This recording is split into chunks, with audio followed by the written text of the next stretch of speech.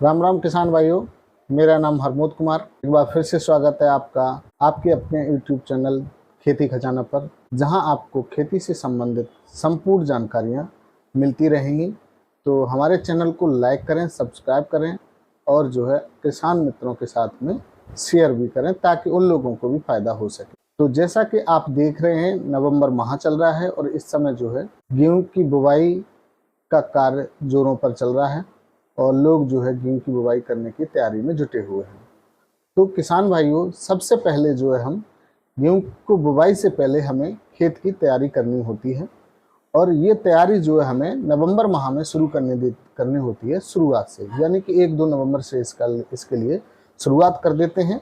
शुरुआत करने के बाद में सबसे पहला काम होता है हमारा खेत की तैयारी के लिए जुताई करना। जुताई जो हम 2 तरीके से करते हैं। पहली जुताई हमारी कल्टीवेटर के साथ में होती है और दूसरी जुताई जो है हैरो के साथ में होती है।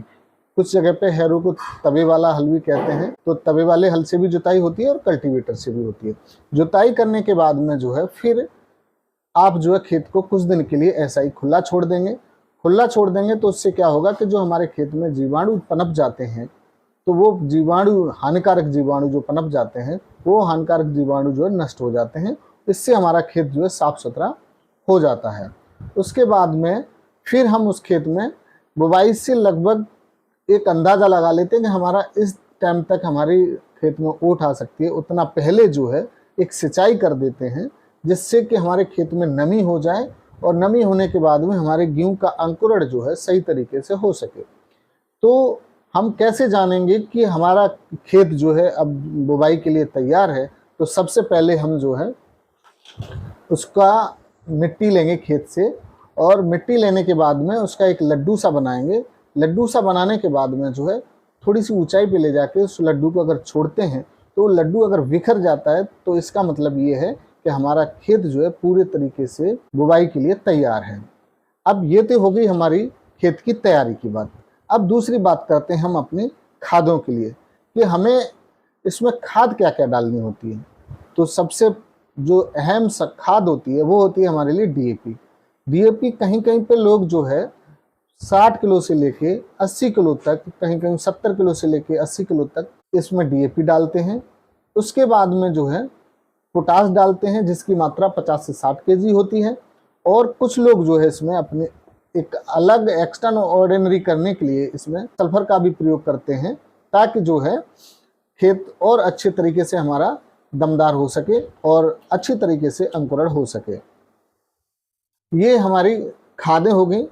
अब उसके बाद में हम बात करते हैं गेहूं की वैरायटी के बारे में कि हमें कौन कौन सी वैरायटी जो है बोना चाहिए।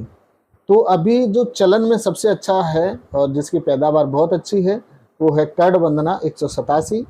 दूसरे नंबर पे आ जाता है आपका 2967। फिर एक वैरायटी आती है 3086 और अपनी जानी पहचानी कुछ वैरायटियां हैं, जैसे 373 है और आपका 502 है। ये वैरायटियां भी अभी चलन में हैं और एवरेजन पैदावार दे देती हैं। ये मतलब अगर इनको ज़्यादा अच्छा नहीं कह सकते तो इनको ज़्यादा बुरा भी नहीं कह सकते हो, और किसान की पकड़ के अंदर हैं। यानी कुछ बीज जो है आजकल रिसर्च वाले भी आ गए हैं, जिसको कंपनियों ने बहुत महंगा कर रखा है, तो कुछ किसान जो है उसको अफोर्ड नहीं कर पाते हैं, तो उनके लिए आज भी ये अच्छी वैरायटियां हैं और इनकी अच्छी पैदावार हो जाती है। इसके अगर बीज दर की बात करें तो ये जो है 50 से 60 किलो प्रति एकड़ जो है इसकी बीज दर। अगला हमारा जो स्टेप होता है वो होता है सिंचाई। तो किसान भाइयों, हमने अपने खेत की बुवाई कर दी। बुवाई करने के बाद में जो है उसमें पाटा वगैरह लगाने के बाद उसमें क्यारी करने के लगभग 20 से 25 दिन बाद जो है हम अपनी जो है पहली सिंचाई करते हैं। तो उसके बाद में फिर जो है 40 से 45 दिन पे दूसरी सिंचाई करते हैं। 70 से 75 दिन पर हम तीसरी सिंचाई करते हैं और 90 से 95 दिन पे हम आपको अपनी चौथी सिंचाई करते हैं। तो किसान भाइयों, अभी इसमें ध्यान देने वाली बात क्या है कि जब हम पहली सिंचाई करते हैं तो पहली सिंचाई के पहले जो है हमें एक बार फिर खाद देनी होती है। तो उस खाद में जो है सबसे अहम हमारी जो खाद होती है वो होती है यूरिया। और ये यूरिया जो है 50 से 60 किलो प्रति एकड़ लगानी होती है। तो ये एक खाद हो गई। उसके साथ में अगर आप चाहते हो कि हमारा जो है और अच्छा खेत हो और थोड़ा सा पैदावार बढ़े, तो उसके लिए उसमें जो है 3 किलो प्रति एकड़ WDG फॉर्म में सल्फर भी लगा सकते हैं। कुछ किसान कहते हैं कि ये तो हम लगाते हैं, इससे भी कुछ अच्छा चाहिए, तो उनके लिए जो है फिर मार्केट में ह्यूमिक एसिड के नाम से भी एक प्रोडक्ट आता है जिसको आप लगा सकते हैं, जिसकी मात्रा जो है 1 किलो प्रति एकड़ होती है। अभी चलन में एक नया प्रोडक्ट आया है जिसमें जो है ह्यूमिक एसिड, सीवेड, फॉलविक, इन तीनों का जो है कॉम्बो है और किसी किसी कंपनियों का आता है, और ये अभी सबसे अच्छे पीजीआरओ में इसकी गिनती होती है, जो एकदम से अगर किसी भी फसल में लगाते हैं तो कल्लों की संख्या को वो जो है ग्रोथ करता है, पौधों को मजबूती देता है। तो किसान भाई, अगर आप चाहते हैं कि हमारी फसल और अच्छी हो सके तो कोशिश करें एक तरीके से कि अच्छी से अच्छी जो है उसमें खादें लगाएं, उसमें जो है पीजीआर लगाएं, ताकि जो है हमारा ग्रोथ अच्छी हो सके और पैदावार अच्छी आ सके। ठीक है, तो ये सब लगाने के बाद में फिर हम सिंचाई कर देते हैं, ताकि जो है खाद लगाई थी वो हमारी जो जमीन में अच्छी तरीके से अंदर जा सके। उसके बाद में जब हमारी सिंचाई के बाद में हमारे खेत में ओट आ जाती है तो हमें दिखाई देता है कि हमारे खेत में कुछ खरपतवार उगना शुरू हो गए हैं। तो उन खरपतवारों के नियंत्रण के लिए हमें जो है कुछ खरपतवार नाशी लगाने पड़ते हैं।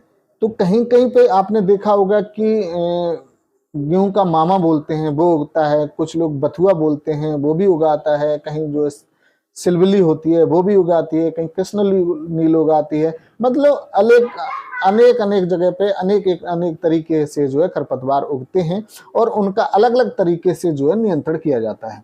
तो अगर हम बात करते हैं कुछ चुनिंदा खरपतवारों की, तो सबसे पहले हमारा जो अहम होता है वो होता है गुल्ली डंडा और मंडूसी, या फिर जो कुछ लोग जंगली जई, गेहूं का मामा भी बोलते हैं।